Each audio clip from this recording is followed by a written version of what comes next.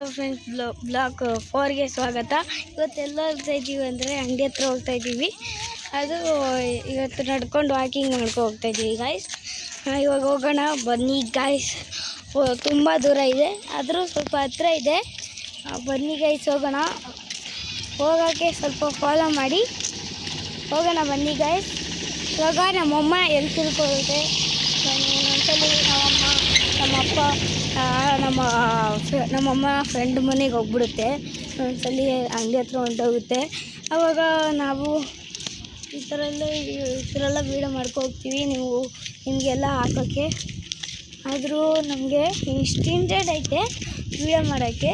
ಆದರೂ ಇವಾಗ ಬ್ಲಾಕ್ 4ಗೆ ಬಂದಿದ್ದೀನಿ.